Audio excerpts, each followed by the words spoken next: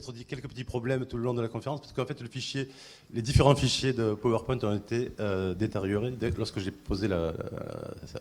Bon, j'ai retrouvé dans mes mails une présentation d'une autre conférence où il y a toutes sortes d'autres images, mais les images dont je voulais parler sont en partie ici.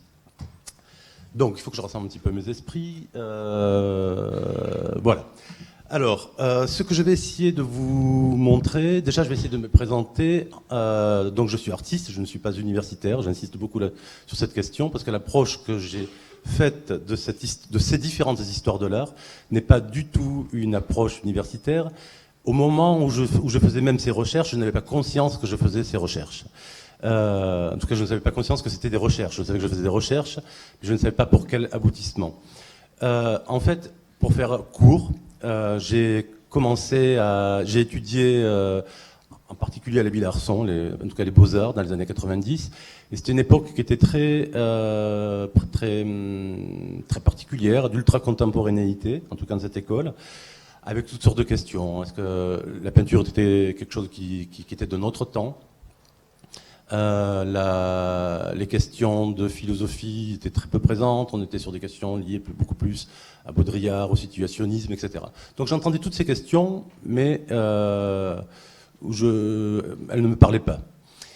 À la suite de ça, pour enfoncer le clou, en sortant des Beaux-Arts, on m'a offert une résidence en Allemagne pendant 1 an. Et au bout d'1 mois et demi, j'ai compris que je me sentais très à l'étroit en Occident. Même pas en Allemagne, c'était en Occident, au niveau philosophique, au niveau social, au niveau artistique. Et donc j'ai pris, j'étais à Berlin à l'époque, Internet n'existait pas, je suis allé à l'aéroport, j'ai pris un billet d'avion et je suis parti à Hong Kong. En fait, ça a été le début de cette année où je me suis promené sur les routes, un tout petit peu de la Chine, mais principalement de l'Inde, de l'Iran, du Japon, du Cambodge, du Bangladesh. Voilà. À la recherche d'une autre généalogie, d'une autre contemporanéité, d'une autre façon de vivre le monde contemporain. Si ensuite je veux être un peu plus sincère, il y a eu chaque fois 2 chocs esthétiques qui m'ont mis sur ces routes-là. C'est-à-dire qu'une fois, un jour, je regardais il y a une dizaine d'années une exposition qui a été montrée au Louvre, très complète sur les miniatures persanes, et j'ai été sidéré de la différence de représentation avec ce qui était accroché sur les murs du Louvre. C'est-à-dire, je me suis dit, mais quel est ce monde-là, ou quel monde avaient ces hommes-là, ces peintres-là, pour représenter le monde de telle façon.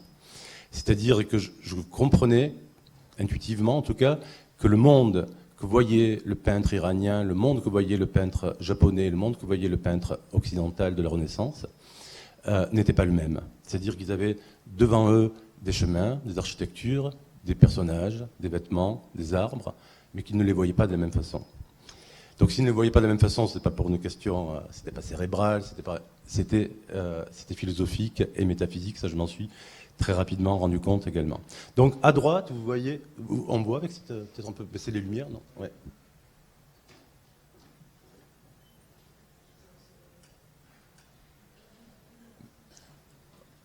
Mais on peut peut-être même... Non, oui, d'accord. Si vous voyez, c'est tout. Vous voyez ? D'accord, d'ici ça paraît peu. Donc, alors je ne sais pas exactement quelles images j'ai sur ce document, on va essayer d'improviser. En tout cas, on a les principales, déjà, il n'y en aurait que 3, ça serait celle-ci qu'il faudrait avoir. C'est-à-dire, on a le palais aux 7 portes qui est aujourd'hui conservé au Caire de Bézad. Bézad, c'est le Giotto perse. On a une vision dite des toits enlevés, c'est une façon de nommer la peinture japonaise qui apparaît très tôt dans la peinture japonaise, à peu près en même temps que Giotto et en même temps que Bézad. Bézad peignait à Hérat. Hérat, c'est en Afghanistan actuellement, et une peinture de Piero della Francesca, une flagellation de Piero della Francesca. Tout de suite, on s'aperçoit que le point de vue de l'artiste n'est pas le même. D'un côté, on a une vision totalement plane, pas totalement, en tout cas presque totalement plane, en tout cas un jeu de perspective qui n'essaye pas de reproduire, qui n'essaye pas d'imiter le réel. De l'autre côté, on a donc cette fameuse vision des toits enlevés, et tout en dessous, on a cette conquête de la 3e dimension, qui a débuté avec Giotto, qui se poursuit avec Masaccio, avec Raphaël, avec Piero della Francesca, enfin, qui va se développer tout au long de la Renaissance. Ce que je peux dire aussi en préambule, c'est que je pense que toute représentation implique des refus. Et je pense, voilà, s'il y a peut-être une seule idée que je voudrais défendre là-dedans, défendre en tout cas, de restituer, ça serait que toute donc, représentation implique des refus, et que je pense que l'acharnement avec lequel l'Occident a voulu conquérir la troisième dimension, c'est-à-dire la perspective, le peintre japonais et le peintre perse a mis le même acharnement à détruire l'apparence qui était devant ses yeux.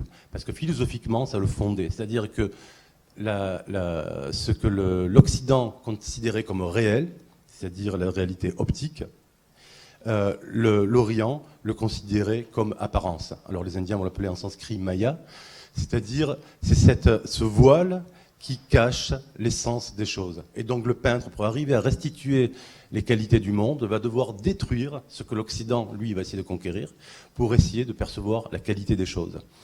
Et le peintre oriental, pour moi, va essayer de montrer un au-delà présent, va essayer de rendre présent un au-delà qui n'est pas devant ses yeux.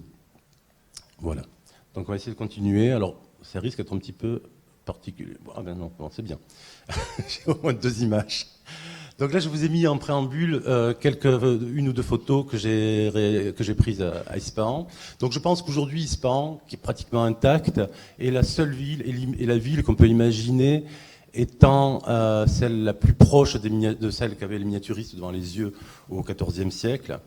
À l'époque de Bézade, il y avait Hérat, était encore tout à fait très en forme dans les années 70, mais a été détruit par l'URSS. Donc voilà, je suis parti d'Ispahan.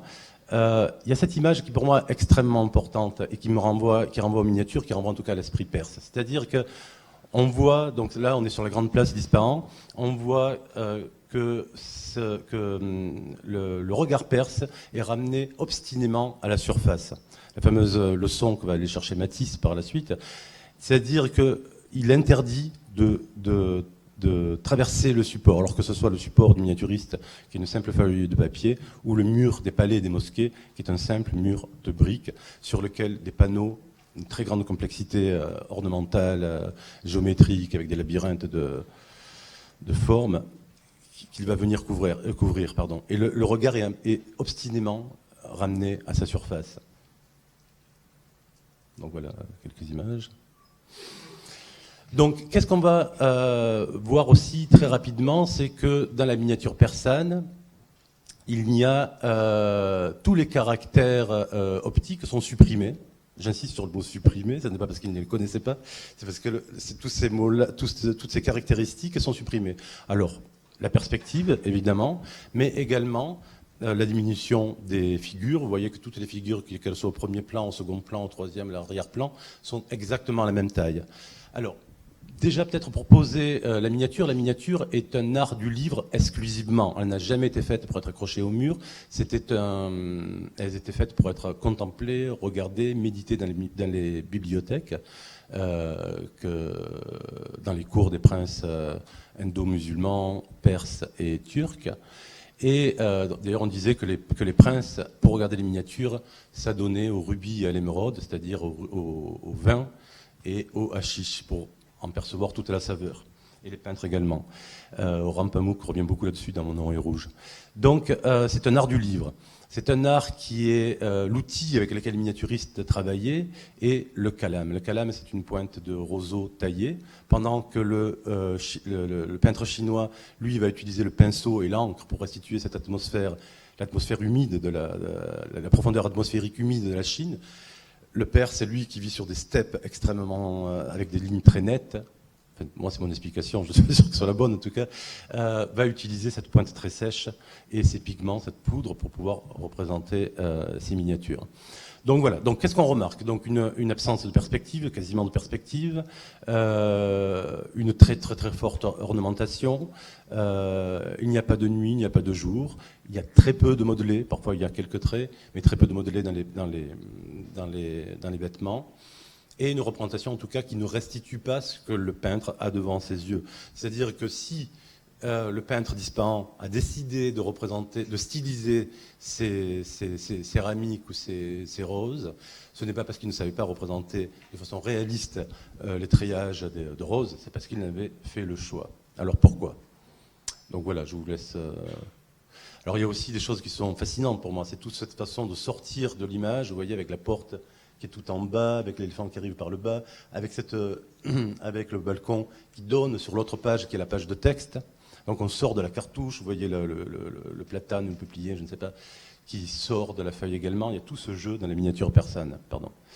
Donc voilà, c'est pour vous montrer les steppes perses, très sèches. Et vous voyez qu'en même temps, en Chine, là on essaie de capter, avec le pinceau et l'encre, quelque chose une profondeur atmosphérique. Alors pourquoi les réflexions, en tout cas très rapidement, j'ai compris qu'on ne pouvait pas aborder l'histoire de l'art perse et de la pensée perse sans se pencher sur quelque chose qui est aussi important que notre philosophie, que la philosophie occidentale depuis Kant, Descartes, etc., qui est le soufisme. Alors le soufisme, on entend beaucoup parler on a entendu parler avec la Beat Generation, avec différentes choses. En tout cas, c'est ce qui fonde pour moi la pensée perse. Pour faire vite, pour ceux qui ne connaissent pas du tout ce que c'est le soufisme c'est la part ésotérique de l'islam. Ce sont des disciples, ce sont des confréries qui vont s'organiser, de disciples qui vont s'organiser autour d'un chef spirituel, d'un guide plutôt spirituel.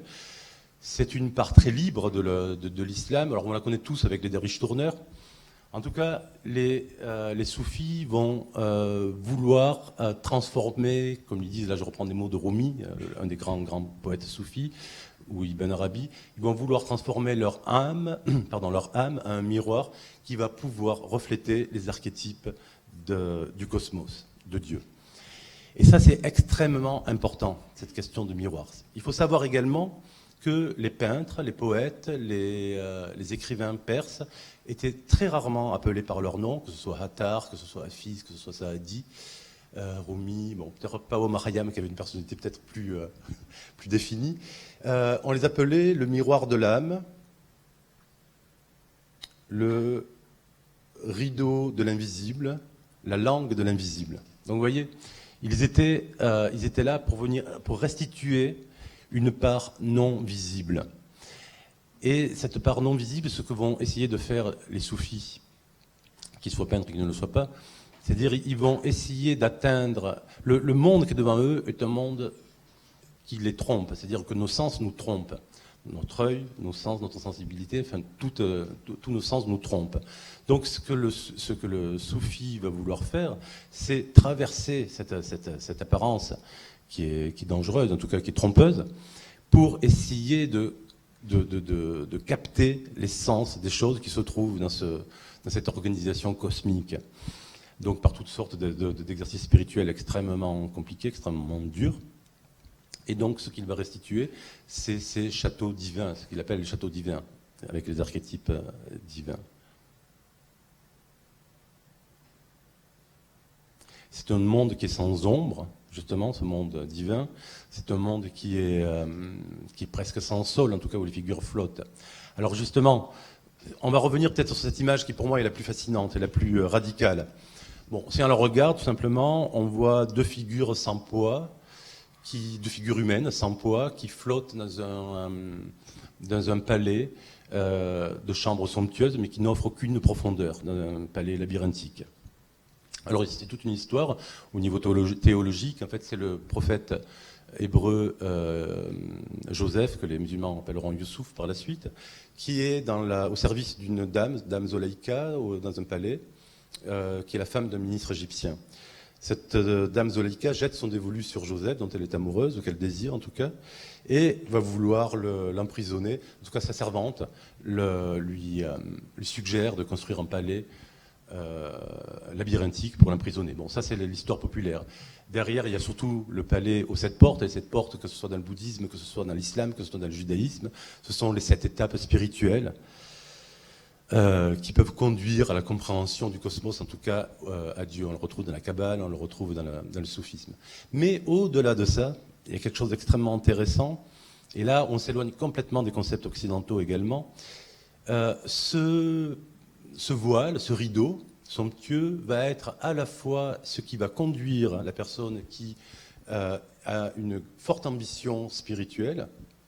Ça va être le chemin de ces 7 portes labyrinthiques, de ces 7 portes qui vont le conduire à cette compréhension du cosmos, à ce monde au-delà du réel, mais encore plus réel pour au-delà de l'apparence, pardon, et donc réel pour le perse, c'est là où les choses sont très particulières, mais ça va être également le rideau qui va protéger, ça va être un traquenard visuel, voilà, pour dire le mot, ça va être le traquenard visuel qui va piéger l'étourdi spirituel, ou celui qui est qui est happé par les apparences, ou qui croit aux apparences. Alors une anecdote d'Orhan Pamuk, donc le fameux écrivain, le Kundera, on va dire pour faire vite, turc, celui qui avait eu le prix Nobel il y a quelques années, avec Mon nom est rouge, où il met justement en scène des différentes écoles miniaturistes au Moyen-Âge. Il raconte de façon assez humoristique que dans un journal d'un miniaturiste assez réel, on a trouvé l'anecdote suivante, c'est-à-dire qu'on envoyait des peintres de la cour de Constantinople ou de Tabriz, je crois plutôt, à Venise pour essayer de voir qu'est-ce qui se faisait à la même époque à Venise. Et donc il revient à quelques tableaux et un petit peu dépité en disant mais là-bas il représente le monde avec les yeux des chiens alors qu'on essaie de le représenter vu de Dieu. Donc les yeux des chiens en fait c'est les yeux du spectateur, de l'homme. Donc je vais passer les images. Vous voyez, là c'est Chirine au bain. Donc vous voyez que en terre d'islam, ça aussi c'est quelque chose qui est, c'est pour détruire un petit peu ces a priori. C'est qu'en terre d'islam, pendant 5 siècles, on a représenté des figures humaines et même des femmes nues au bain. En tout cas, dans toute la partie de Constantinople jusqu'à Lahore. C'était des princes très dévots qui entretenaient des cours de miniaturistes. Ce n'étaient pas des débauchés. Voilà, une des peintures préférées également de Bézade. Bézade, c'est celui qui pour moi est le plus pur. Bézade, c'est écrit B-E-Z-H-A-D, pour ceux qui ne... Et là, voilà, là c'est une figure au hammam. Donc vous voyez avec les cartouches, même d'écriture, etc., de poésie. La porte toujours qui sort du cartouche. Et ce monde qui s'étage, ce monde dont on n'a pas trop de mal en regardant ça, à comprendre qu'il plaira et qu'il fascinera Matisse. Le polo sur la place d'Ispahan que je vous ai montré tout à l'heure, vous voyez, qui représente très... De toute façon, on n'est pas dans une représentation photographique. Les femmes au bain. Donc vous voyez que le bassin n'est pas du tout représenté en perspective, mais de façon totalement carrée, comme si on était totalement en haut. Donc vue du minaret, vue de Dieu. Voilà, avec les cyprès qui sortent, le peuplier qui sort, les balcons qui surplombent la page. Et donc cet étagement, sans aucune diminution des figures, qu'elles soient sur la montagne ou au premier plan. Les figures dans la miniature persane font à peu près 5 cm, donc on a quelque chose qui est très petit. Alors pour terminer sur la miniature persane, on va aller au XVIIIe siècle, à la fin du XVIIIe, oui. Les miniaturistes vont devoir quitter les terres perses et ils vont être accueillis par l'empereur Akbar, le grand empereur Akbar, qui est d'origine musulmane, mais qui va entretenir dans sa cour de Lahore et pour Sikri une sorte de polythéisme, c'est-à-dire que toutes les religions vont être invitées à venir penser dans sa cour. Ça c'est important, c'est pas simplement à vivre, mais à penser, c'est-à-dire l'islam, l'hindouisme, le bouddhisme, le jaïnisme, les juifs et les chrétiens certainement aussi, je ne sais pas. En tout cas, ce qui est intéressant de regarder, simplement ça saute aux yeux, c'est pas la peine de faire de grandes études, on s'aperçoit que la miniature persane, parfois même avec les mêmes peintres qui étaient nés en Perse, au contact de l'Inde, va se transformer totalement. C'est-à-dire que la végétation luxuriante va s'engouffrer dans les miniatures, que surtout les pigments vont changer. Donc vous voyez tout le chatoiement de rose, de rouge, de vermillon, de vert, etc. On garde toujours, quand même, c'est amusant, parce qu'on garde toujours les nuages représentés à la façon chinoise, c'est-à-dire qu'au XVe siècle, il y a eu de grosses influences chinoises en Perse, et on va le retrouver beaucoup dans les rochers, beaucoup dans les nuages, et ça va perdurer en Inde.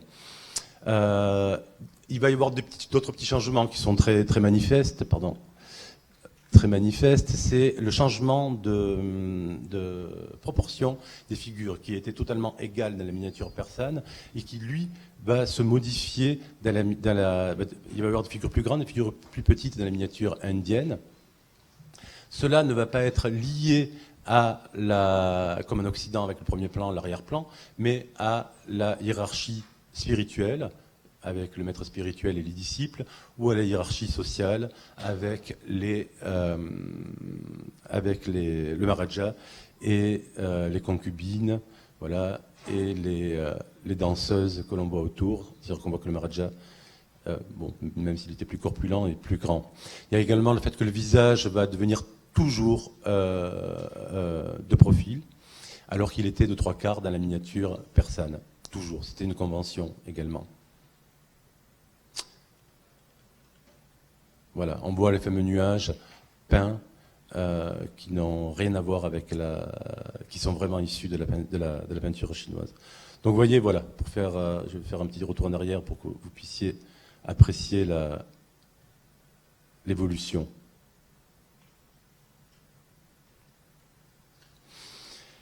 Alors, de la même question que je m'étais posée, ces questions au niveau de la miniature persane, c'est peut-être ce qui m'a fait le plus grand choc au niveau esthétique et au niveau philosophique, où j'ai compris en tout cas que si je voulais comprendre la miniature persane, il fallait que je comprenne la métaphysique soufie, en tout cas que je comprenne, que je l'approche par ce biais-là, que je prenne cette porte-là, voilà, pour rentrer dans la miniature persane. Et donc, pendant toutes ces années-là, je me suis plongé pendant 3 ans à peu près dans toutes ces questions-là. Donc voilà, là on est très tôt, là on est au XVe siècle, vous voyez la peinture la miniature au contact du bouddhisme, ce qu'elle peut devenir au niveau du vide. Alors justement, on va maintenant partir au Japon avec la fameuse vue des toits enlevés. Alors tout comme je mettais tout à l'heure des images des palais d'Ispahan sur la place d'Ispahan. Là, on parle de quelque chose que vous devez tous connaître si vous vous préparez à faire de l'architecture, c'est la Villa Katsura de Kyoto, qui date quand même de la toute fin du XVIe siècle, du début du XVIIe, donc sur pilotis. Alors à Kyoto, on a le palais Nijo, on a la Villa Katsura qui peuvent restituer en tout cas cette architecture, une architecture modulaire, de papier, de bois, extrêmement légère. Alors je montre toujours ça parce que je pense que c'est extrêmement important. Malheureusement, là c'est dans un contexte de musée, j'aurais préféré vous le montrer dans le palais Nijo, où c'est toujours visible, et on ne peut pas prendre de photographie dans le palais Nijo. Alors déjà, il faut imaginer que le palais Nijo, on marche sur un parquet qui est monté sur des ressorts depuis la nuit des temps, qui recrée le bruit du rossignol. C'est pas simplement une tactique poétique, c'est aussi politique, c'était pour entendre venir les espions.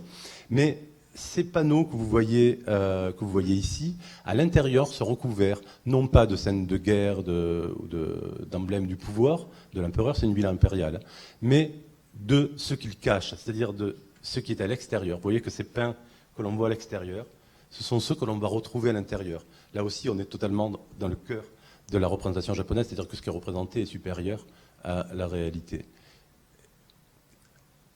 Voilà. Alors là, on est vraiment dans la vue des toits enlevés, c'est-à-dire au sens propre, on enlève le toit et on va voir en même temps, à l'intérieur de la maison de thé et à l'extérieur, on va voir les choses défiler, sans fracture d'espace. Là, on rentre vraiment dans un temps qui n'est pas du tout le temps chronologique occidental. C'est ça qu'il faut peut-être faire comme effort, c'est-à-dire qu'on n'est plus dans un temps chronologique et linéaire comme en Occident, ce qui va donner une peinture très dramatique d'ailleurs en Occident, puisque le temps va créer le drame. En Orient, au Japon en tout cas, vous voyez, ils sont très éloignés des Perses, mais ils ne sont pas plus proches des Occidentaux. C'est-à-dire qu'en fait, tout ce qui va fractionner le temps, l'espace, ce qui va rythmer le temps, va disparaître. C'est-à-dire qu'on va voir en même temps, dans le même espace, des choses qui se passent à l'extérieur, à l'intérieur, des scènes qui se passent à l'extérieur, à l'intérieur, mais également des scènes qui sont sur différentes temporalités. Alors si j'ai de la chance dans ce fichier, voilà, j'ai de la chance, on va voir dans cette image qui est un peu plus tardive. Alors dans le fichier que j'avais préparé, il y avait toutes les légendes, vous saviez où vous pouviez le trouver, à quelle époque, c'est bon, voilà. Là, ce sont des figures qui se préparent à partir à un concours de poésie nocturne. On le voit on voit que les lampions éclairent les kimonos. Et alors on va voir justement dans ce même triptyque d'estampes, on va voir et les figures qui quittent les maisons de lettrés pour se rendre au concours de poésie, qui marchent dans la rue, qui discutent entre elles, et on va voir également le concours de poésie tout en haut, c'est-à-dire qu'on est dans différentes temporalités. Alors, une chose qui est importante aussi par rapport Pardon. Voilà, on sort donc totalement de cette pensée chronologique, de cette pensée optique. Qu'est-ce que je voulais dire? Oui, sur le... Il manque une image là. Alors les vêtements sont complètement stylisés, vous voyez, on est dans le fameux, enfin depuis Barthes on le sait, dans l'empire des signes, c'est-à-dire que le vêtement devient un signe, il n'est plus une reproduction comme on le verra dans la Renaissance italienne par exemple. Il y a toujours ce jeu du motif très différent de celui de la Perse. Alors une chose également importante, c'est qu'on est justement dans cette vision cosmique, c'est-à-dire que le point de vue du spectateur est un point de vue arbitraire pour l'esprit du peintre japonais. Ce qui fait que dans une peinture japonaise, les figures vont appartenir à différents points de fuite. C'est ça qui est fascinant. C'est-à-dire qu'on est vraiment dans un monde qui bascule en permanence, selon, même dans la même peinture, lorsqu'on se promène dans la peinture, on va se retrouver, chaque chose, chaque élément va appartenir, ou chaque groupe d'éléments va appartenir à différents... Vous voyez la passerelle, comment la passerelle qui part... tout au-dessus des oliviers, n'obéit pas du tout à celle que l'on voit de l'autre côté, aux figures qui sont, aux hommes qui sont sous les cerisiers et aux femmes qui sont derrière les moustiquaires. Donc en fait, l'homme devient un point de vue totalement arbitraire et l'homme même représenté n'est pas essentiel, c'est-à-dire qu'il fait partie d'un ensemble qui est, et ça c'est qui est très proche aussi encore une fois de la pensée taoïste et bouddhiste, qui est un ensemble où l'environnement, où les animaux vont vivre dans une espèce de communion. Malraux d'ailleurs dit que pendant 1000 ans, la peinture orientale, qu'elle soit en Perse ou au Japon, a vécu dans une communion où personne ne se faisait la guerre, ni les animaux, ni les figures. Il y a très peu de scènes de guerre, en tout cas, ou de scènes dramatiques dans la peinture japonaise, dans la peinture perse. C'est extrêmement rare. Ou si ça apparaît, c'est vraiment... C'est-à-dire que pour le peintre oriental, qu'il soit du Japon ou de la Perse, l'action est du domaine de l'illustration. Ce qui ne sera pas du tout le cas chez Caravage, par exemple. Voilà. Est-ce que dans les temps, je suis... ça va? Oui, d'accord. Donc là, j'ai simplement continué. Donc là, on est hors époque. Là, on est beaucoup plus tard. C'est beaucoup plus tardif, en 19e siècle, puisqu'on est chez Hokusai. C'était simplement pour montrer qu'avec Hokusai, donc va avoir accès à la peinture occidentale, va voir des choses, en tout cas, dans la peinture occidentale. Et donc, tout à coup, on va avoir une profondeur de champ qui n'était pas apparue dans la peinture, dans l'estampe japonaise, pardon, jusque-là, avec l'apparition du bleu de Prusse qui apparaît au XIXe siècle au Japon. Vous voyez que la cascade, le peintre qui a voulu représenter cette cascade n'a pas voulu représenter une cascade comme on pouvait le représenter dans la peinture du XVIIIe et du XIXe siècle. Il a voulu représenter le signe de la cascade. Voilà pour la profondeur de champ. Cette figure de Hiroshige, donc là aussi très tardif, qui apparaît après Hokusai, me fait penser justement à l'œil du peintre, c'est-à-dire qui surplombe toute chose. Pardon, tu peux m'ouvrir. Assistant, merci. Voilà. Donc maintenant, on va revenir en Occident, après avoir vu après être passé par la Perse et le Japon. Alors, pour moi, la rupture, alors je pars de ça, c'est très arbitraire, en tout cas c'est ce qui moi voilà, comme je vous dis, ce n'est pas une thèse universitaire, c'est vraiment une recherche que j'ai fait. Donc là, je vous restitue plutôt le cheminement que j'ai fait en tant qu'artiste, et ce n'est pas une thèse universitaire, voilà, j'insiste là-dessus. En tout cas, moi, la grande rupture, j'ai essayé de comprendre qu'est-ce qui s'était passé en Occident pour que tout d'un coup, ils se mettent à croire au réel. Parce que les Occidentaux ne croyaient pas au réel, en tout cas, au réel, ce qu'on appelle le réel aujourd'hui. À ce qu'ils voyaient, à la réalité optique, on va dire plutôt. Les Occidentaux ne croyaient pas à la réalité optique jusqu'au, on va dire, au XIIIe siècle. C'est-à-dire qu'on le voit, il n'y a qu'à regarder les icônes de Byzance, il n'y a qu'à regarder simplement les portails de nos cathédrales pour comprendre qu'effectivement, ils représentaient d'une façon qui n'était pas si éloignée du peintre perse et du peintre japonais, c'est-à-dire en étageant, en n'essayant pas d'imiter la réalité. Alors, je ne vais peut-être pas trop développer sur cette question, parce qu'on va rester, ça va être trop long. Mais en tout cas, la grande rupture, pour moi, elle se fait avec Cimabue et Giotto. Giotto Cimabue étant le maître de Giotto, pardon. Donc, qu'est-ce qui se passe avec Cimabue? On est encore dans cette représentation byzantine, où on fait accéder le modèle, qu'il soit religieux ou princier, au sacré. Les figures sont on peut peu distinguer les figures au niveau du visage. Surtout, il y a une caractéristique, c'est toujours ce fond doré à l'arrière, qu'on retrouve dans toutes les icônes. Là, on est à l'extrémité avec Cimabue. Et ce fond doré, alors je ne sais pas, les images que j'ai, voilà, va tout simplement disparaître avec Giotto en une génération.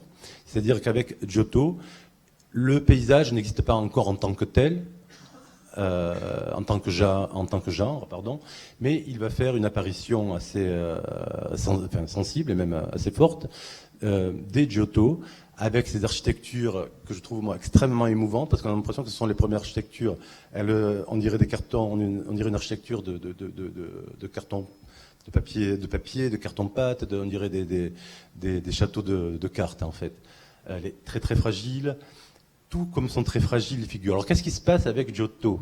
Avec Giotto va apparaître un nouveau sentiment. L'homme va redéfinir son rapport à Dieu, mais surtout dans la peinture va apparaître un nouveau type d'homme. C'est-à-dire que c'est pour moi la première fois où l'homme pose les pieds au sol, surtout va commencer à interagir et va commencer à avoir des gestes timides.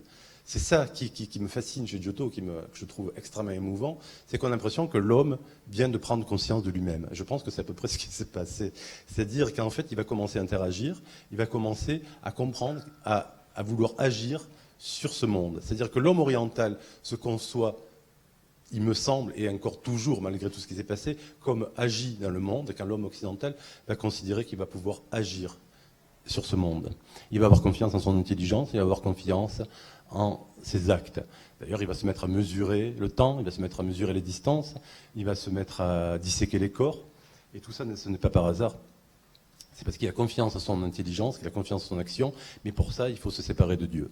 Et donc, il va redéfinir tout son rapport à Dieu, et c'est à mon avis, alors c'est pareil, je ne voudrais pas être trop empirique et trop rapide, mais c'est à mon avis le moment où le christianisme devient à peu près plus que politique, et en tout cas se détache de sa part mystique et ésotérique. Voilà les figures de Giotto qui sont, vous voyez, il n'y a pas de gesticulation comme on va pouvoir voir plus tard. Les figures sont encore pas très, on n'est pas devant des figures orgueilleuses comme on va pouvoir voir très rapidement ensuite chez Van Eyck ou chez d'autres peintres de la Renaissance, mais on est devant ces figures qui commencent à interagir et surtout qui ont les pieds au sol, qui ne sont pas simplement des figures du sacré, mais qui sont des hommes et des femmes. Et toujours cette architecture fascinante.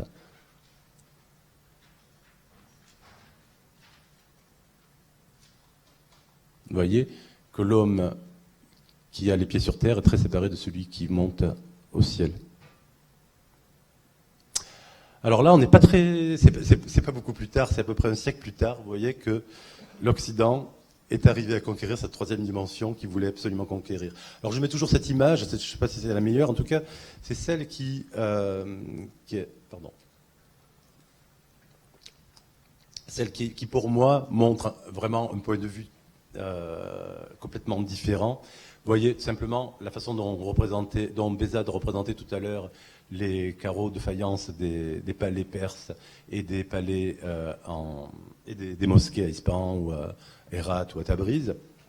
Là, on est dans une virtuosité dans la façon de représenter le carrelage au sol. Une chose qui est très amusante aussi, si on le voit justement dans la façon, quand on parlait des images perses et des images japonaises, avec la spiritualité qui était inhérente. Là, on voit que donc c'est le chancelier Rollin et la Vierge. On voit que le commanditaire est représenté à la même taille que la Vierge et l'enfant Jésus, en tout cas proportionnellement. Et puis on va voir derrière, surtout, ce fameux paysage qui va se dessiner. Ce fameux paysage qui se dessine derrière, qui doit être Bruges ou Gand ou Anvers, je ne sais plus. Non, oui, voilà. C'est un monde de marchands, c'est un monde de politique, et c'est ce monde où, en tout cas, les amis de Chancelier Rollin vont agir.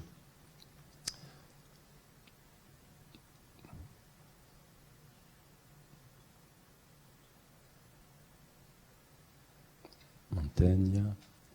Et voilà une image, donc quand je parlais, ce type d'image est totalement impossible, même de façon toute petite dans les miniatures persanes.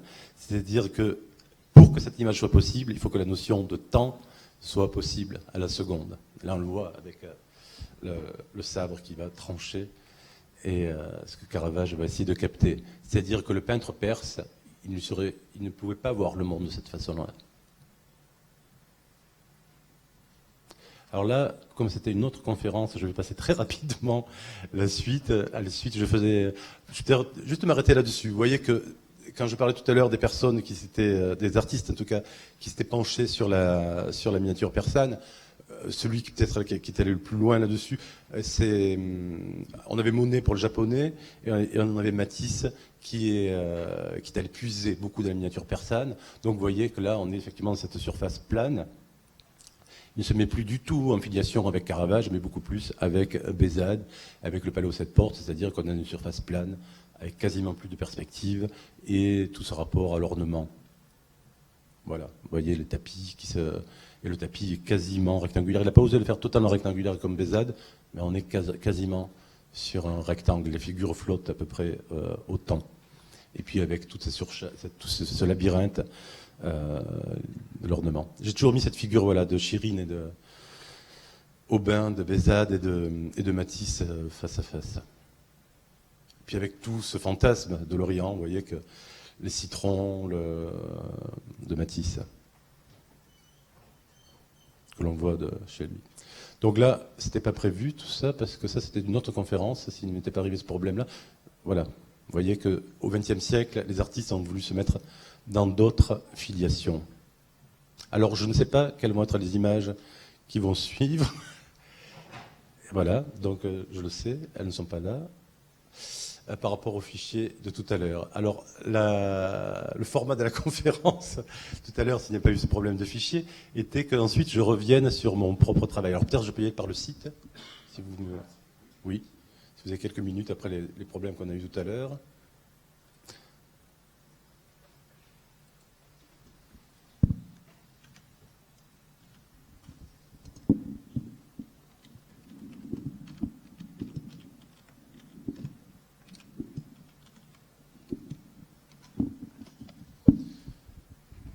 Oui, voilà, je vais peut-être faire ça comme ça.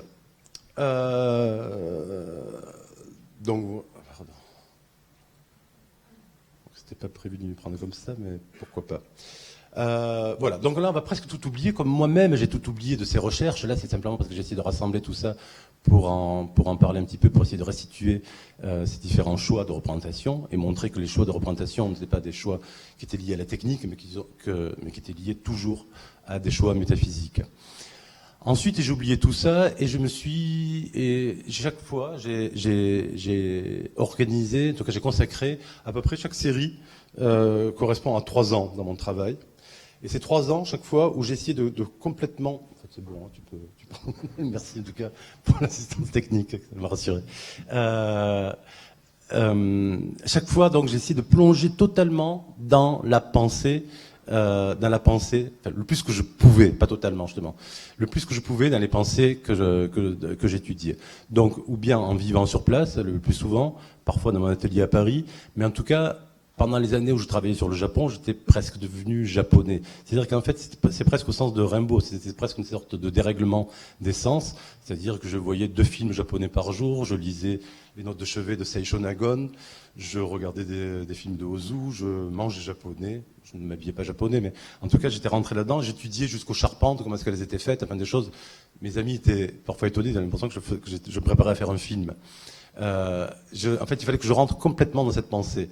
Savoir comment une charpente japonaise était faite était essentiel pour moi, tout comme savoir comment on tissait les kimonos, savoir comment on organisait la nourriture sur un plateau, etc. Ce sont des choses qui sont extrêmement importantes. Donc je dis toujours que les 2 entrées pour moi d'une culture, d'une pensée, sont la poésie et le mysticisme. En tout cas, c'est celle que moi, ce sont les 2 portes que j'emprunte. Mais cette poésie, ce mysticisme, vont se retrouver tout le temps, vont se retrouver toujours dans les personnes qui vivent sur les terres. que ce soit une personne de la rue ou une personne ou un intellectuel. Il n'y a pas de différence par rapport à ça pour moi. C'est-à-dire que la façon dont un japonais va se poser dans un jardin de mousse, simplement de la façon dont il va marcher, ou simplement de façon prosaïque, de la façon dont il va circuler dans une gare à Tokyo, n'est pas la même que celle du Parisien qui va marcher gare du Nord ou qui va marcher au jardin de Bercy. Et c'est tout ça que je voulais voir, c'est-à-dire je voulais voir comment était organisée l'eau dans un jardin perse, dans un patio perse. Je voulais voir comment tout le rapport à l'environnement, tout le rapport aux gestes, comment est-ce qu'on dort, comment est-ce qu'on vieillit au Japon, comment est-ce qu'on meurt en Inde. Toutes ces choses-là sont des choses extrêmement importantes. Donc cette série, c'est une série que j'ai appelée Fudo. Fudo signifie en japonais, ça veut dire le vent. Si on la traduit mot à mot, ça veut dire le vent de la terre. C'est également une terminologie qui est utilisée pour parler de l'environnement ou du climat. Voilà, on va pouvoir l'utiliser pour différentes choses. Donc j'ai décidé d'appeler cette série Fudo. Donc cette série, qui a occupé 3 ans de ma vie pour la construire, je suis parti, donc elle a la taille, elle fait 2 mètres par 1 mètre, c'est-à-dire la taille d'à peu près d'un tatami.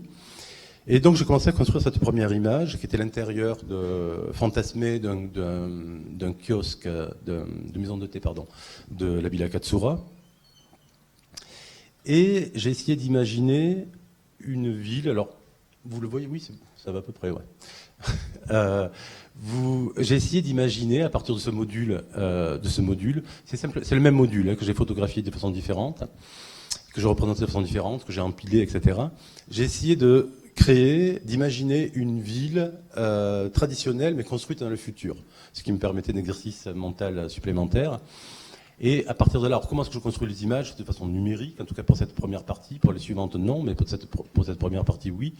C'est-à-dire avec Photoshop simplement et des milliers, c'est-à-dire là il y a à peu près 8000, à la fin je crois qu'il y a 10 000 éléments photographiques. C'est-à-dire que chaque élément est indépendant, chaque caillou est indépendant, chaque seau est indépendant. Je construis même les feuilles, c'est moi qui viens poser les feuilles sur les arbres, qui met du vent dans les bambous, etc. C'est-à-dire que effectivement, là c'est plus proche du cinéma, je vais construire mes luminaires que je vais venir poser à l'arrière, etc. Et j'ai essayé d'imaginer cette ville en 5 actes, un peu comme un opéra, c'est-à-dire avec l'ouverture. Pardon. Avec l'ouverture, avec la ville qui commence à émerger dans une lumière de, je sais pas, j'imaginais ça à 5 heures du matin, donc encore sombre. La lumière qui commence à apparaître, la ville qui commence à proliférer. Alors, comme j'avais voulu m'imposer différents points de fuite au départ, j'ai très rapidement eu de très graves problèmes. Et je ne pouvais plus, par exemple, ce bassin, à partir de là, puisque j'imaginais un autre rectangle ensuite, tout autour, où il fallait que je puisse continuer cette ville, je ne pouvais plus du tout le faire, je ne savais plus comment raccrocher les choses. C'est-à-dire j'étais devant au moins 4 plans différents. Et donc là, j'ai eu un ami architecte qui est venu m'aider à essayer à construire des murs pour pouvoir raccrocher le bassin au reste du sol. C'est ce qu'on va voir avec cette image-là. Donc là, on voit les bains qui commencent à s'animer. Et avec cette image-là, qui est vraiment une explosion, comme dans l'opéra ou comme une peinture de Bosch. Et avec ces fameux murs pour essayer de faire cohabiter ces différents plans. Vous voyez que donc là, on est dans une vraie explosion, c'est-à-dire on voit les singes qui commencent à danser sur une figure kabbalistique, mathématique de la Kabbale juive. On voit une influence japonaise qui arrive sur la gauche. Parce qu'en fait, j'étais tellement dépossédé de mon espace à ce moment-là de l'image que je suis allé chercher mes forces toujours en Inde. Et donc du coup, voilà, une apparition qui s'engouffre dans la peinture japonaise de l'Inde. Donc là, c'est un grand jeu de construction, un grand jeu de l'esprit. Ce n'est pas quelque chose de rigoureux où je vais vous montrer comment j'appliquais et comment je me retrouvais peintre japonais. Je n'étais pas peintre japonais, mais j'étais en tout cas un peintre qui s'était plongé totalement, le plus possible, en tout cas qui s'était immergé pour dérégler ses sens et essayer, au sens presque des derviches tourneurs. Voilà. Donc après, avec toutes sortes de références liées à la peinture japonaise, donc toujours ce point de vue d'oiseau, avec le cerf-volant sur la droite, qu'on voit beaucoup dans la peinture, dans l'estampe japonaise. Et ce jeu de construction, donc architectural. Alors, on va le terminer, cette image est peu visible quand on la voit comme ça, mais la dernière image, donc c'est la fermeture. derrière ce claustrat, où, ça on le voit beaucoup mieux en réel, on voit à l'arrière-plan cette ville qui s'est développée, qui est construite sur une sorte de plateforme pétrolière, c'est-à-dire un monde qui est clos par le claustrat et clos également au milieu des océans. C'est un monde qui se détruit parce qu'on voit des incendies qui commencent à se déclarer à droite et à gauche. J'avais envie de détruire ce monde après 3 ans, je me sentais à bout de force. Voilà, donc je vais toujours avec un défilé un peu particulier. L'estampe. Voilà. Et oui, peut-être 2 si ça t'embête pas, juste pour pouvoir. Voilà. Oui. Voilà, au niveau du temps. Donc là, je vais aller assez vite. Là, c'est tout l'exercice que je me suis imposé, en tout cas que j'ai voulu pour pouvoir revivre ce monde-là. Donc là, je vivais à ce moment-là à Téhéran et à Calcutta. Et j'étais fasciné, en rentrant dans la philosophie de la poésie japonaise, perse, par une posture de l'homme qu'on retrouve chez Omar Khayyam, qu'on retrouve chez Hafiz, pour comprendre le cosmos, dans une poésie, dans une sensibilité qui me fascinait complètement. Et je crois qu'en fait j'ai créé cette série pour rester pendant 3 ans dans ce monde-là. Alors cette série, paradoxalement, c'est une gigantesque miniature, parce qu'elle fait 3,50 m sur 1 mètre de hauteur, avec la partie gauche qui est consacrée au corps, c'est-à-dire le hammam, la partie centrale qui est consacrée au... voilà, le hammam, la partie centrale qui est consacrée, qui est l'espace soufi, qui est donc l'espace à la fois de la pensée, de la sensualité, avec le patio qu'on voit sur la gauche, avec tout ce que veut dire le patio par rapport à la culture perse, qui est également des miroirs du cosmos, avec l'eau, avec chacune des essences qui est représentée, et encore une fois, avec tout un jeu, un vrai jeu intellectuel, artistique, où je joue avec des tchadors qui sont sur des... Ceci dit, ça je l'ai vu à Téhéran, un tchador sur le motif Mondrian, par une jeune fille, avec des figures de Vénus qui apparaissent à l'arrière, mais en m'imposant en tout cas ces règles-là que je venais un petit peu torturer, mais non, même pas torturer, un petit peu chatouiller plutôt, mais avec ce que je m'imposais, c'est-à-dire que les figures étaient totalement étagées, du premier plan à l'arrière-plan, exactement à la même taille, ne diminuaient pas, le tapis était représenté avec un parfait rectangle, etc. Et en jouant avec les influences chinoises dans le cerisier que l'on voit à gauche, avec les parterres de coquelicots au-dessus, enfin, etc.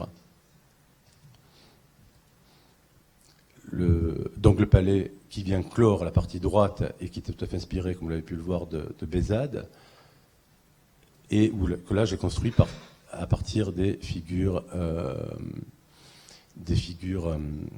que j'ai trouvées à Ispahan et Shiraz. Je vais terminer juste par cette œuvre-là qui me semble importante pour montrer la suite.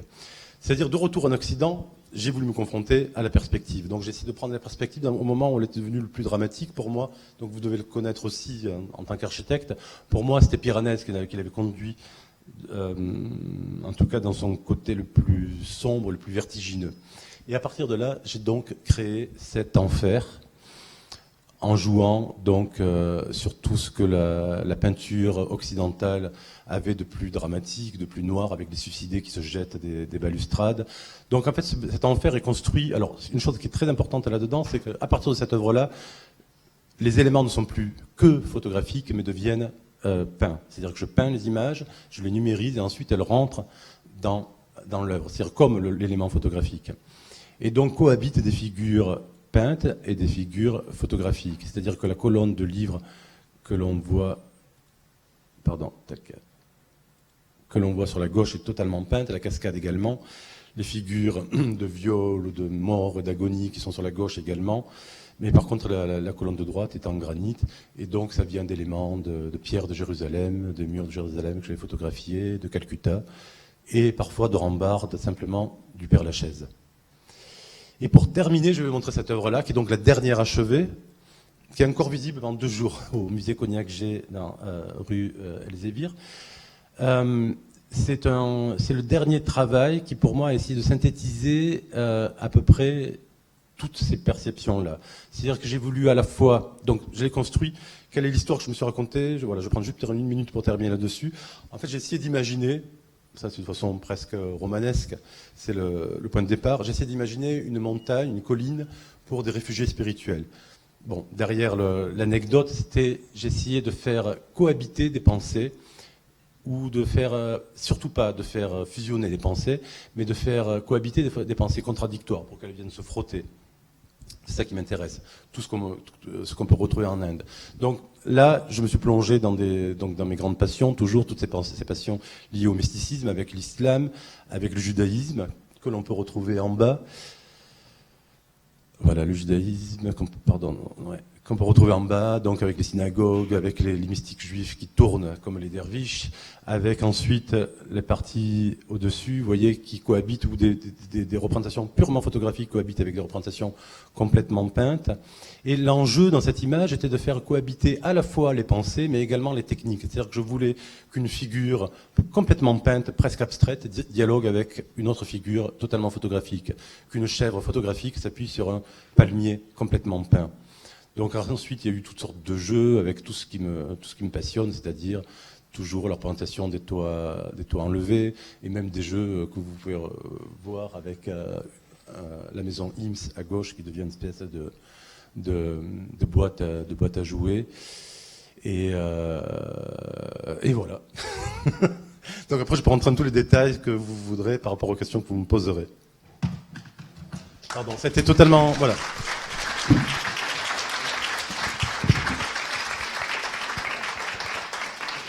Alors encore une fois, désolé pour le début et pour les contretemps techniques.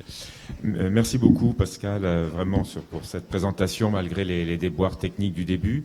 Il y a peut-être une chose que j'ajouterais. Alors d'abord, il y a des questions peut-être dans la salle.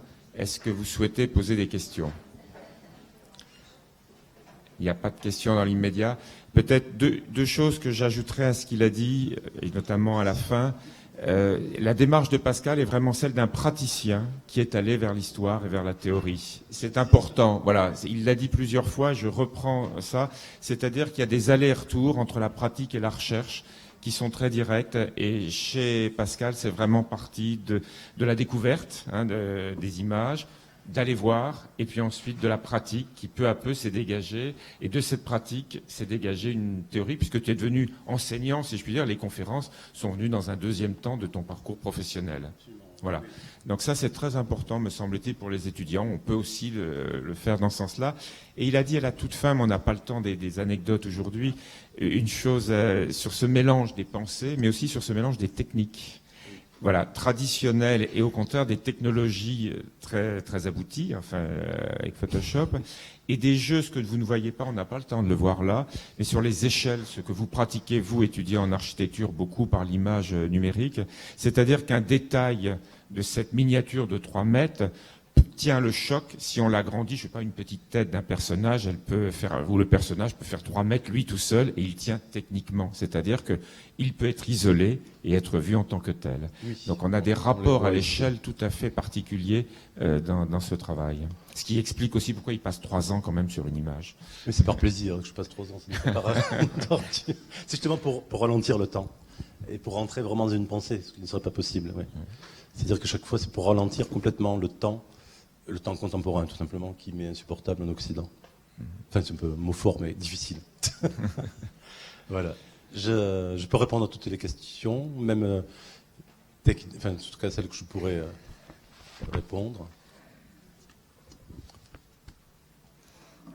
Non. Le temps. Il y en a... Pardon.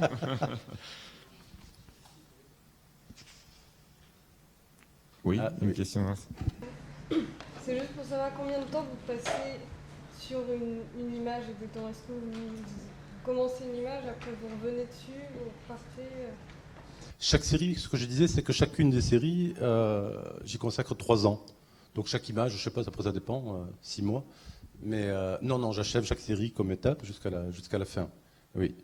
Mais tout ça, c'est pour rentrer, c'est pour m'immerger le plus possible. Je parlais tout à l'heure du dérèglement des sens de Rimbaud. C'est ce que je cherche en me plongeant dans ces pensées-là, c'est me dépayser de la généalogie d'où je viens, mais qui ne me correspond pas tellement en fait. C'est-à-dire que j'ai essayé de me mettre en généalogie avec une autre pensée, avec une autre sensibilité, avec une autre façon, une autre posture au monde en tout cas.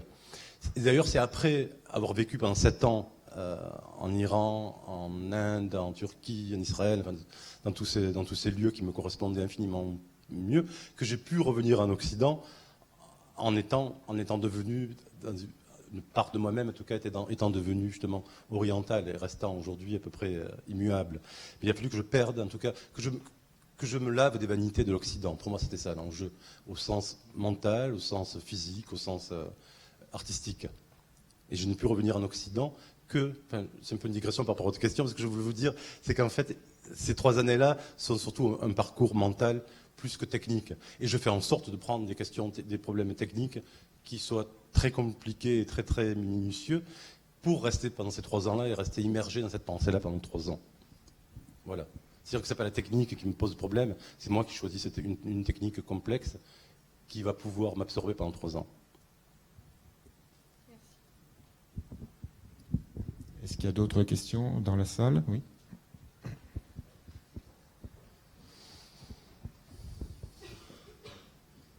Merci. Et si au bout de 3 ans, votre œuvre n'est pas aboutie, enfin, vous ne la considérez pas aboutie, comment vous faites? Parce que vous vous imposez vous-même ces 3 ans. Donc si vous regardez au bout de 3 ans votre œuvre... Je regarde tous les jours, donc normalement... si c'est-à-dire, vous voulez dire, qu'est-ce que vous voulez dire par pas abouti? Si au bout de 3 ans, vous considérez votre œuvre finale, quand vous avez fermé les rideaux par exemple, qui n'est pas abouti ou quelque chose qui ne vous plaît pas, est-ce que vous continuez ou est-ce que vous restez quand même sur cette limite des 3 ans? Non, alors, plutôt pour revenir sur votre question, en fait, le travail, en fait je dis 3 ans, c'est 3 ans au niveau du travail plastique. Mais en fait, il précède toujours une année, donc en fait c'est 4 ans. Une année où je vais travailler le plus possible justement de ce fameux dérèglement des sens, le fait de rentrer complètement dans cette pensée-là le plus possible. Il précède presque une année d'études, mais pour me pousser une sorte d'enivrement, qu'à un moment donné je le lâche parce que je n'en peux plus. Et donc à ce moment-là, par contre, au moment où je commençais l'œuvre, tout le temps, et ça je l'ai vu chaque fois parce que je fais très peu de dessins, je fais toujours quelques croquis où je mets en place les choses.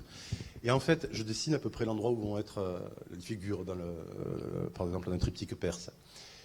Et puis après, j'oublie ça. Et en fait, ce que je m'aperçois à chaque fois, c'est que l'image mentale est d'une très très grande précision, presque au centimètre près, dans l'organisation des choses. Donc, c'est-à-dire, au moment où je commence l'œuvre, j'ai la finalité en tête. Et donc, tout le travail artistique et plastique va être de rejoindre cette image mentale. Ça va être voilà.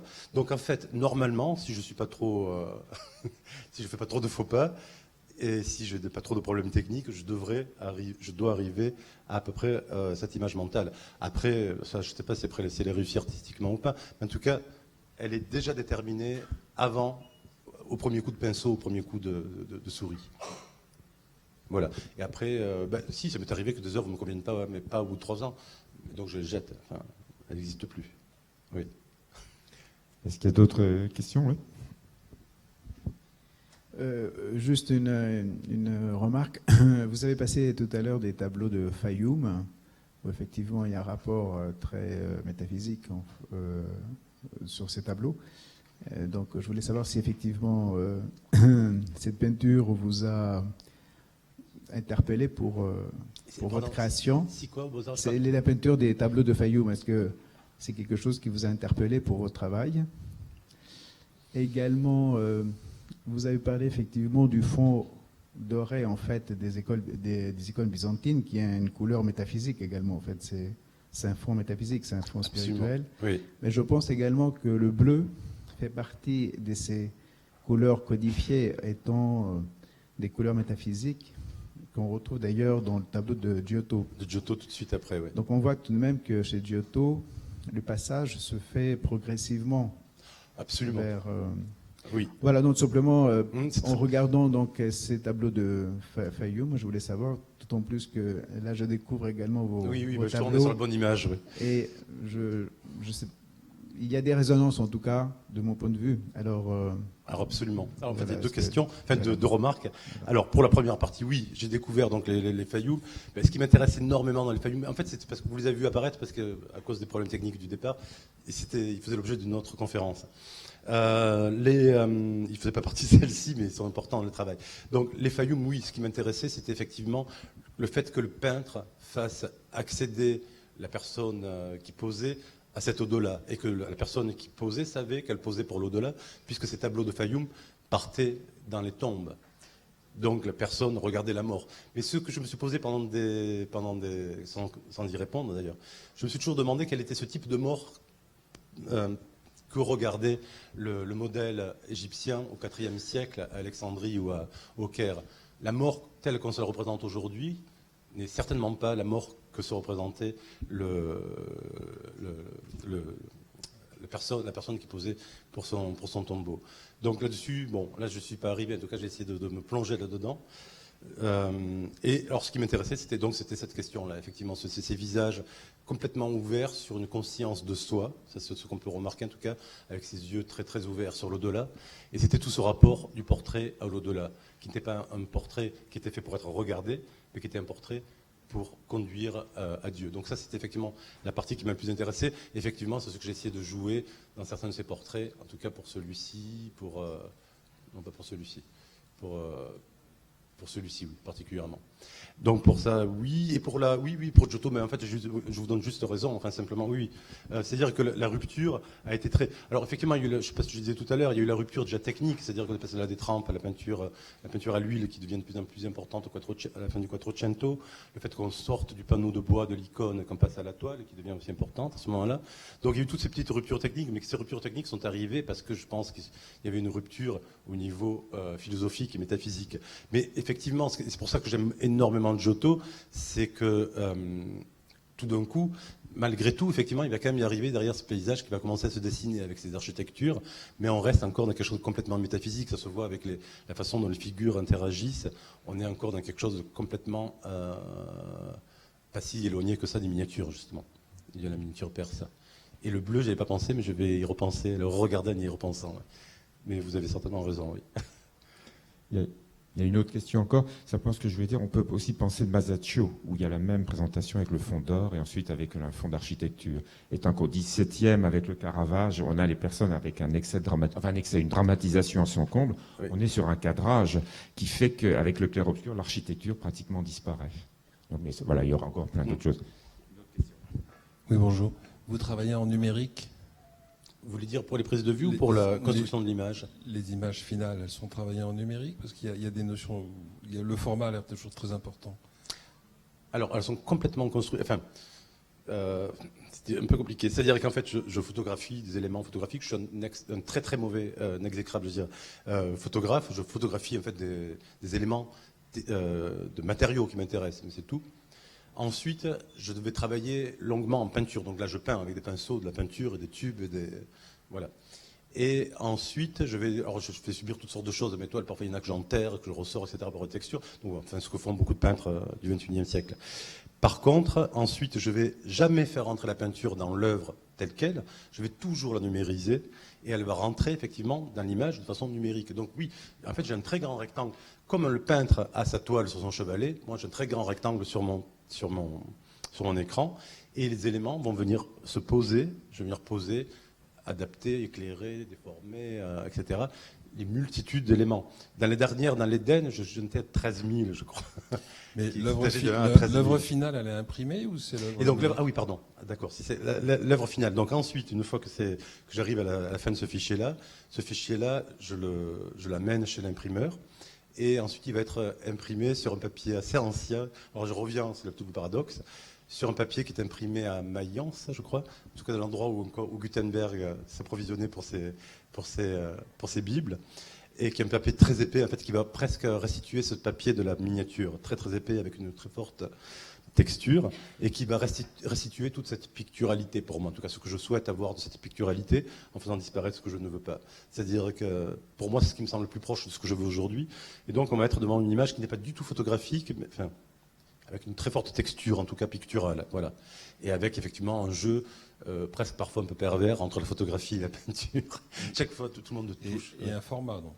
Et donc le format, pardon, et c'est contre-collé ensuite sur métal et détaché du mur à peu près de 3-4 cm. Donc on est devant un tableau, tout simplement. Je ne sais pas, on doit en voir là ici, mais on est devant un tableau qui fait 2 mètres sur 2. Très souvent, ce sont 2 mètres sur 2 ou 1 mètre sur 2. C'est toujours la même taille. Mais devant un tableau matériel, oui, qui s'accroche au mur. C'est une pièce unique. Non, sur 5. Vous en faites 5. Oui, toujours. Oui, plus que ça. Voilà. Les techniques me le permettent, j'en profite. Mais d'ailleurs, on peut dire que tu travailles Tu t'inscris dans une continuité dans le dialogue entre la peinture et la photographie. On peut penser aux peintres de la fin du 19e.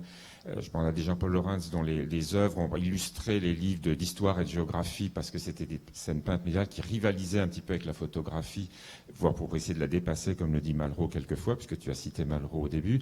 Et toi, tu joues aussi sur ces techniques-là, avec cette particularité qui est très contemporaine, c'est que tout est démonté pour être reconstitué. Je pense que c'est un paramètre assez important. Ce qui était ma propre histoire, j'étais Oui. obligé de me démonter pour pouvoir me reconstituer. Je pense que c'est ce que je fais dans l'œuvre.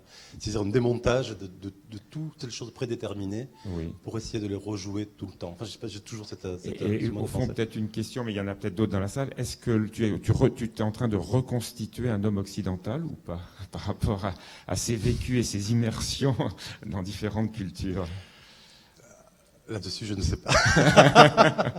J'espère que non. Enfin, en tout cas aussi, ou j'espère que oui, dans le sens où si je pouvais justement faire superposer ces pensées-là. Mais ça, ce n'est pas de ma maîtrise. Parce que l'Occident, c'est ça. C'est les questions des origines. Est-ce qu'il y a d'autres questions dans la salle? Oui, pardon. Si je comprends bien le processus, vous passez 1 an dans un pays à assimiler un petit peu la culture, et après vous faites un croquis de l'œuvre. Et ce croquis, il est déjà déterminé. C'est ce que vous avez dit tout à l'heure, non? Alors, oui, c'est pas aussi précis que ça, mais oui. En fait, non. En fait, je vivais à cette époque-là pendant 7 ans sur cette ère-là. Mais parfois, c'était à Paris, donc c'est pas. Voilà, parfois je suis à Calcutta, parfois je suis à Paris, mais c'est pareil. Ça veut dire que quand vous faites ce croquis, c'est une représentation de la pensée que vous avez eue avant. Oui. Ça veut dire Pendant que c'est un an, je vais faire des recherches cinématographiques, artistiques, philosophiques, etc., qui vont me conduire à essayer d'imaginer un tableau. Et ce n'est que lorsque l'image est très nette mentalement que je pose ça avec un croquis très rapide, et ce qui va me permettre ensuite de pouvoir réaliser ça pendant 3 ans. Donc oui, la temporalité, c'est celle-ci. Après, le lieu géographique n'a pas tellement d'importance, je travaille de la même Ce que façon. je veux dire, c'est que du coup, c'est pas en faisant l'œuvre que vous comprenez la pensée. Vous la comprenez avant et après vous faites l'œuvre. Absolument. Et c'est d'ailleurs ce que je disais tout à l'heure. Oui, absolument. Pendant 1 an, oui, mais là-dessus, vous avez tout à fait raison. En fait, j'essaie de comprendre, en tout cas de comprendre, d'appréhender cette pensée-là, et cette sensibilité surtout. Je pense que, enfin, voilà, ce dialogue entre la pensée et la sensibilité. Et ensuite, je pense que c'est pour vivre. Je dis toujours que, ce que je disais tout à l'heure, c'était pour vivre avec cette posture mentale-là, philosophique, psychique, intellectuelle, artistique, que je fais ces œuvres pendant 3 ans. Donc après, c'est pour les vivre. Et après, c'est pour le plaisir de créer. Enfin, voilà. Après, le vrai plaisir, il est là. Il est parce que la première année n'est pas une époque de plaisir, c'est une époque de recherche. C'est une période qui est très, très chaotique, avec des impasses, avec toutes sortes de. Après, il y a le plaisir de la création. Et donc là, c'est pendant ces 3 années-là. Enfin, du plaisir, n'est pas que du plaisir d'ailleurs, mais. Et c'est pas un peu dur en tant qu'artiste, c'est-à-dire que tout est fait mentalement et après il ne nous reste plus qu'à le faire.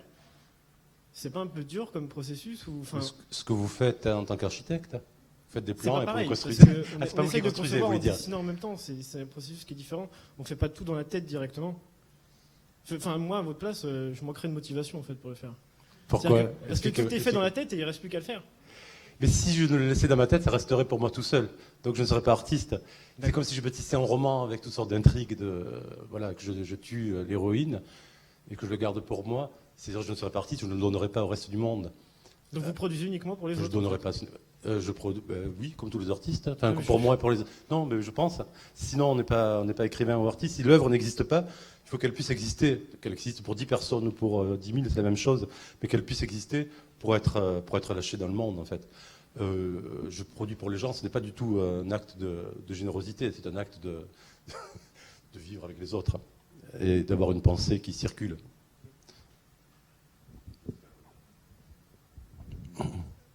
C'est très intéressant, en fait, ces oppositions un peu historiques entre l'Orient et l'Occident.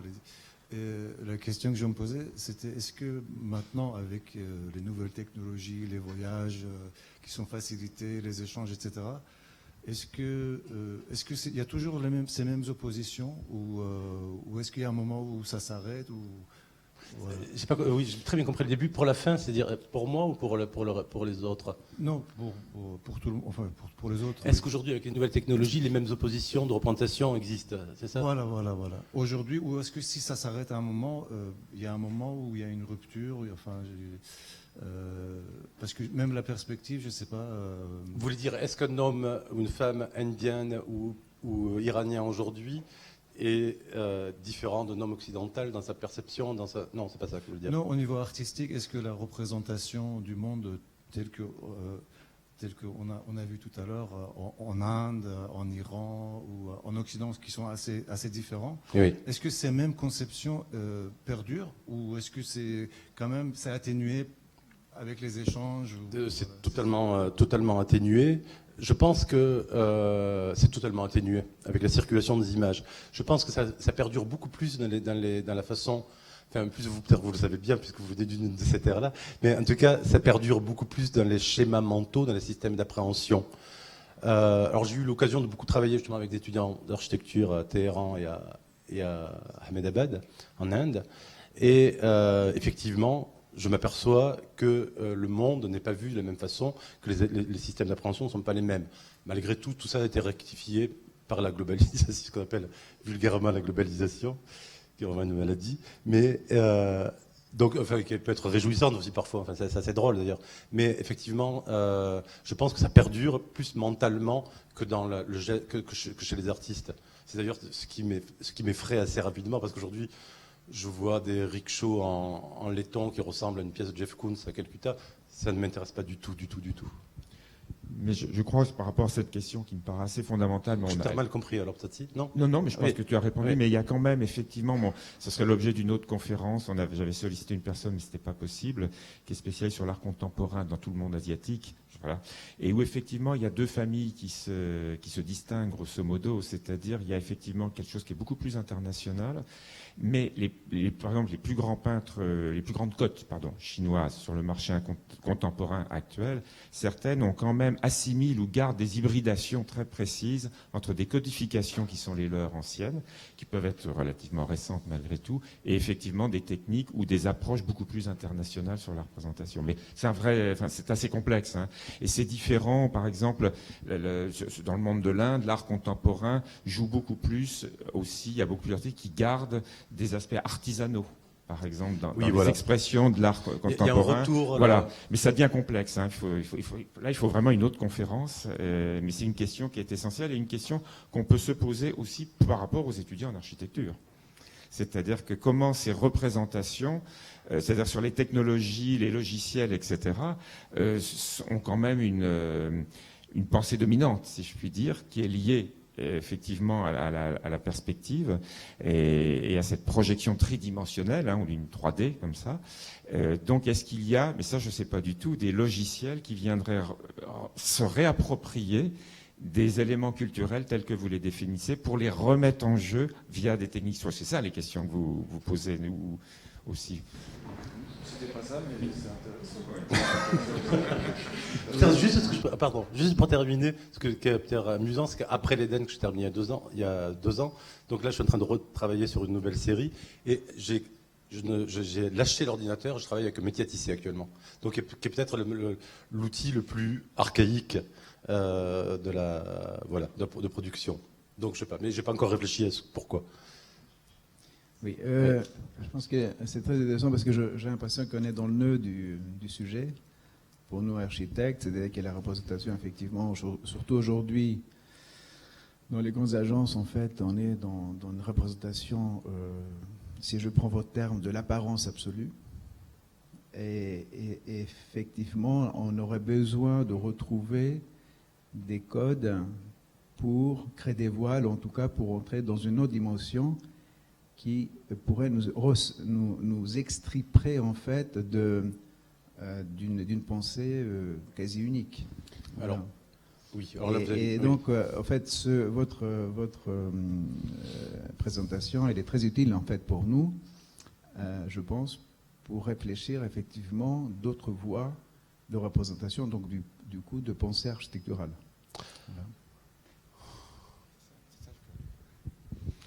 Oui, alors, oui. oui, 1000 fois. C'est-à-dire que si avec un seul propos dans cette conférence, c'est ça. C'est montrer que ce que l'on considère comme étant optique et réel est une convention occidentale, mais n'est qu'une convention occidentale, et que le réel veut dire autre chose pour un Perse, en tout cas dans les siècles qui précédaient, peut-être aujourd'hui encore, pour un Japonais, etc. Donc ça, effectivement, c'est ce qui m'est essentiel, c'est que comprendre que la réalité, que l'essence des choses, pour un Perse, pour un Japonais, elle se cache derrière ce que nous voyons.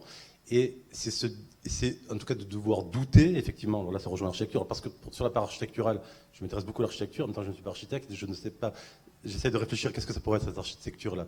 Mais en tout cas, c'est le fait de douter, effectivement, de la réalité optique des choses. Et ça je le retrouve, alors peut-être pas dans l'architecture, je ne sais pas, mais en tout cas je le retrouve énormément dans les jardins japonais. Chaque fois que je me promène dans un jardin japonais, je vois qu'ils savent que ce qu'on voit, ce n'est pas le réel. D'ailleurs, ils vont jouer de façon extrêmement artificielle avec des choses totalement extraordinaires pour recréer une espèce de vision qui ressemblerait presque au palais aux 7 portes que je montrais tout à l'heure. C'est-à-dire une construction extraordinaire. Et en fait, cette espèce de doute par rapport à la réalité optique est extrêmement libérateur, même ne serait-ce que pour les nerfs. Ça fait beaucoup de bien, parce que c'est très stressant d'imaginer que ce que l'on voit devant nous est réel. C'est très peu de choses, finalement.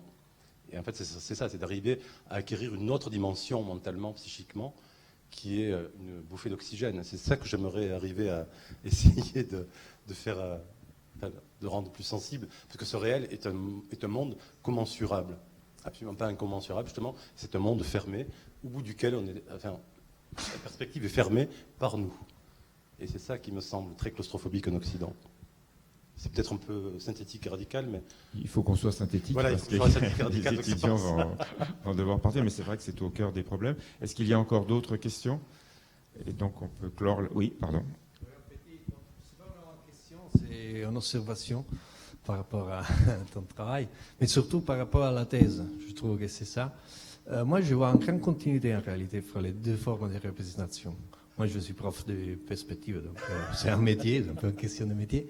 Mais effectivement, on a deux modèles de projection précises dans les deux systèmes, celui-là occidental avec la perspective, et de l'autre côté, on a la sonométrie, qui c'est en projection.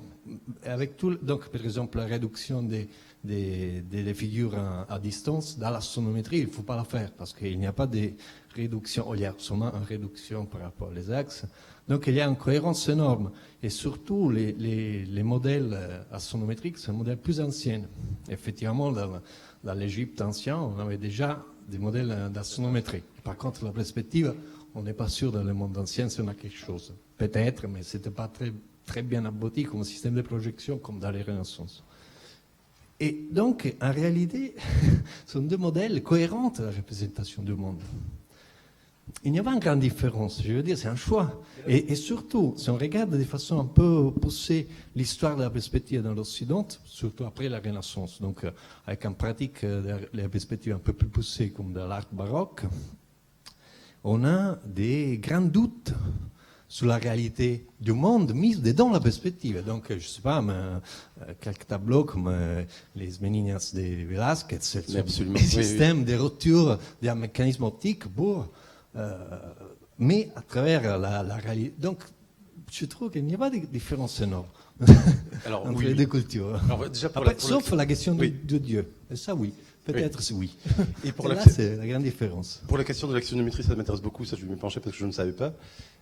Et pour le reste, évidemment, voilà, c'est-à-dire que je fixe les choses. Effectivement, les choses ne sont pas aussi simples que ça. Et de nombreux peintres occidentaux, même du XVIIe, XVIIIe, ont douté de ça et le montrent. Alors après, il y a la grosse rupture avec les modernistes, Picasso, Klimt, etc. Mais avant, on parlait l'autre jour du Gréco, enfin de Velázquez, même. Enfin, on peut retrouver... Oui, ou même qu'on parlait d'Holbein, qui pousse très loin voilà, la représentation, mais qui la fausse et qui montre que tout ça n'est qu'un leurre, voilà. Qui n'est pas dupe. Hein, donc heureusement, voilà. Oui. Oui, effectivement, d'autres pensées, les Occidentaux ont douté effectivement de cette réalité, et on en doute tout au fil des siècles, oui, donc ça je suis d'accord, oui. Mais par contre, l'essence des choses, oui, ouais. C'est ça en fait, oui. Tout est là en fait.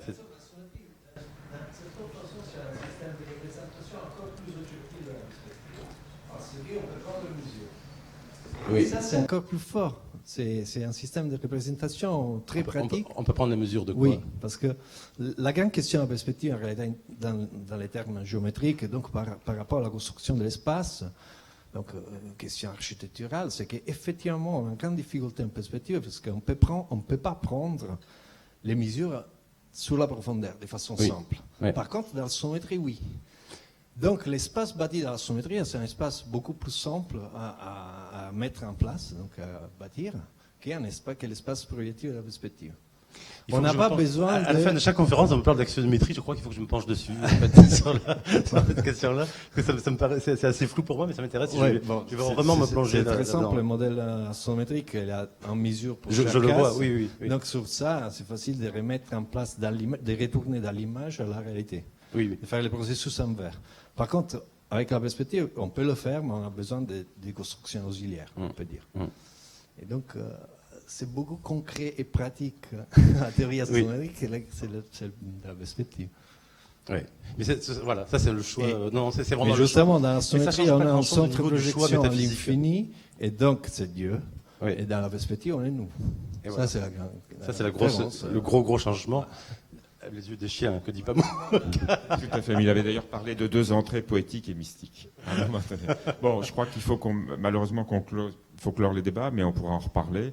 En tout cas, merci Marc d'avoir rendu, et puis merci à toi d'avoir gardé un calme absolument parfait au milieu de ces débats un peu désagréments. Et merci à vous toutes et tous d'avoir été patients jusqu'au bout.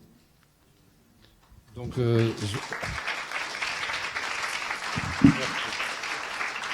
je vous remercie vivement. Vous savez que aussi à la suite des conférences, nous demandons à chaque conférencier de nous écrire un texte qui est donc publié ensuite dans les secrets de fabrique. Le premier secret de fabrique sortira officiellement à l'école le 21 mai. Donc vous êtes tous conviés à la bibliothèque le 21 mai. Donc je demande aussi à Patrice d'écrire en fait son texte qui sera publié cette fois dans un an à peu près.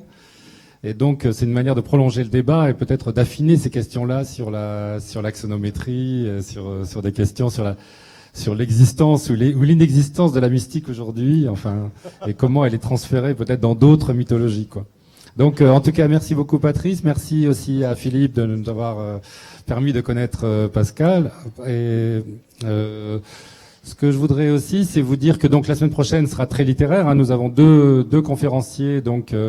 Mardi 21, Laurent Mauvignier, et ensuite vendredi 24, Jean-Marie Leclésio, donc prix Nobel de littérature, qui sera ici. Donc vous êtes aussi chaudement conviés et nous continuerons à interroger cette question des rapports entre le local et le global. Je pense que aujourd'hui on en a vu la pertinence. Voilà, je vous remercie beaucoup. Merci pour votre invitation. Merci beaucoup. Bon, je compte pas où devrait arriver. La technique, finalement, c'est